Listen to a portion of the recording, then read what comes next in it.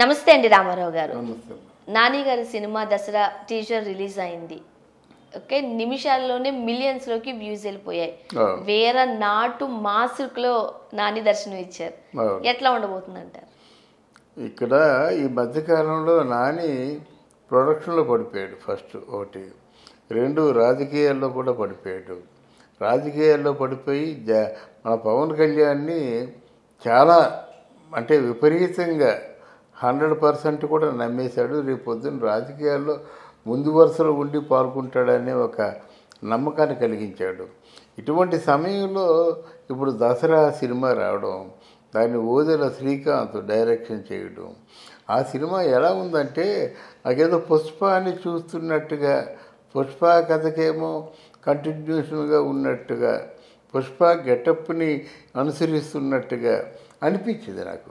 ఆ నాని గెటప్ మాత్రం చాలా వెరైటీగా ఉంది. బహుశా నాని యాక్ట్ చేసినటువంటి ఇన్ని సినిమాల కంటే ఈ సినిమాలో, దసరా సినిమాలో ఉన్నటువంటి గెటప్ డిఫరెంట్గా ఉంది ఒకటి. రెండోది, కీర్తి సురేష్కి మంచి క్యారెక్టర్ పడినట్టయితే లైఫ్ ఇచ్చి మరి యాక్ట్ చేద్దాం అన్నటువంటి ఆలోచన ఉంది. అందువల్ల కీర్తి సురేష్ కూడా తగిన పాత్ర ఈ సినిమాలో ఉండడం చాలా గొప్ప. మార్చిలో అంటే నెక్స్ట్ మంత్ రిలీజ్ అవ్వబోతుంది, మార్చిలో ఏదో రిలీజ్ అవుతుందని చెప్పారు ఈ పిక్చరు. ఇక పోస్ట్ ప్రొడక్షన్ జరిపించుకుంటుంది. అయితే ఈ సినిమా ఎలాగుంటుందంటే నాని అభిమానులందరూ కూడా ఒక ఫుల్ టైం బఫెట్ లాగా ఉంటుందన్నమాట. అందులో పుష్పాని ఏది చూసి, ఏ స్టైల్ చూసి, ఏ మాడ్యులేషన్ చూసి, ఏ గెటప్ చూసి అంటే అభిమానులందరూ ఇన్స్పైర్ అయ్యారో, దీని దసరాని కూడా నానిలో అన్ని అంటే విభాగాల్ని చూసి ఇన్స్పైర్ అవుతారు. కీర్తి సురేష్ కూడా అంతకు తగ్గగా ఉంటుందన్నమాట. తర్వాత మీరు గమనించున్నట్టయితే నాని తాలూకు పాటలన్నీ కూడా ఏ సినిమాలో పాటలు అయినప్పుడు కూడా మ్యూజికల్గా చాలా మెలోడీ ఉంటాయన్నమాట. ఈ సినిమాలో కూడా మెలోడీ ఉంటుందని నేను ఆలోచిస్తున్నాను, నేను అభిప్రాయపడుతున్నాను అనమాట. చాలా ఇంతకాలం నాని ఎందుకు కాముగా ఉన్నాడంటే ఆ సినిమా బెటర్మెంట్ కోసం ఆ షూట్లో కానీ, ఆ పోస్ట్ ప్రొడక్షన్లో కానీ తలమునకలు అవ్వడం వలన ఎంతకాలం బయట ప్రపంచానికి ఆయన తాలూకు ఇన్ఫర్మేషన్ ఏది తెలియకుండా జాగ్రత్త పడ్డాడు. కానీ ఇప్పుడు ఆయన తాలూకు ఆ ట్రైలర్ రిలీజ్ అవ్వగానే మనకేదో ఒక మంచి సెలబ్రిటీని, మంచి ఓ సినిమాని చూడబోతున్నాం అన్నటువంటి ఒక తీపి కబురు అందించినట్టుగా మనం ఫీల్ అవుతున్నాం. అది నిజం. అండ్ నాని లుక్ కూడా పూర నాటు లుక్ లో కనిపించాడు. అవును, సారా బాటిల్స్ కట్టుకుని.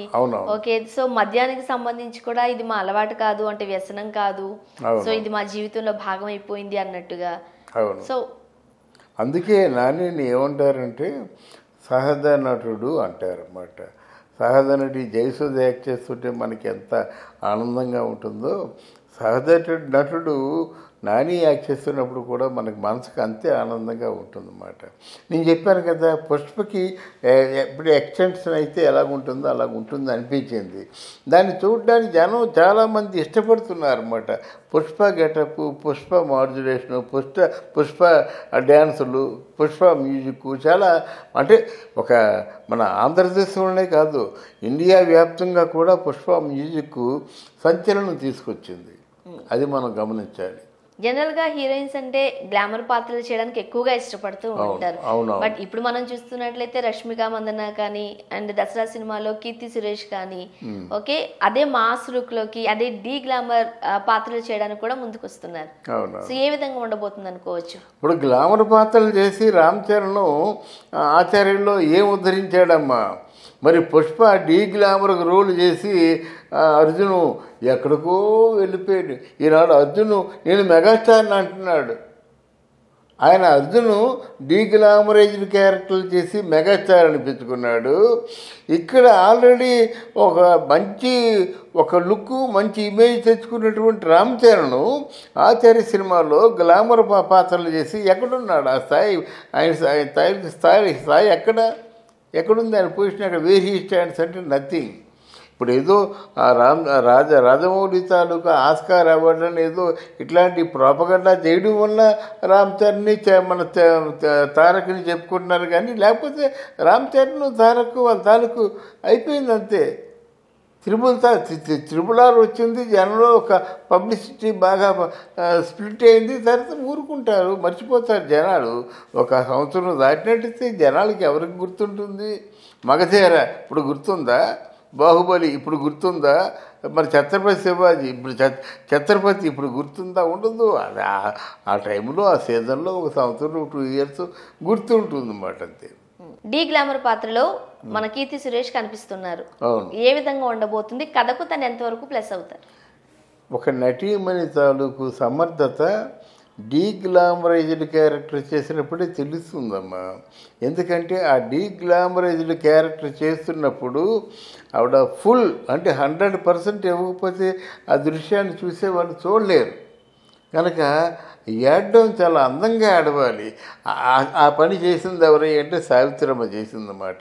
అందంగా ఏడడం ఎవరికి చేత కాదు. లేడీస్లో ఎంతమంది ఉన్నప్పుడు కళ్ళు మూసేసుకుంటారు, చీర మూసేసుకుంటారు, ఇలా మూసేసుకుంటారు, కానీ ఆ కళ్ళమ్మట నీళ్ళు రావడం, అది కంట్రోల్ చేసుకోవడం, ఉక్కిరి బిక్కిరైపోవడం ఇట్లాంటివన్నీ చేయాలంటే చాలా పెర్ఫార్మెన్స్ దానికి కావాలి. చాలా అభినయంలో చాలా ఆరితేరిపోయి ఉండాలన్నమాట. కనుక వాళ్ళు ఓ మంచి ఆపర్చునిటీగా ఫీల్ అవుతారు.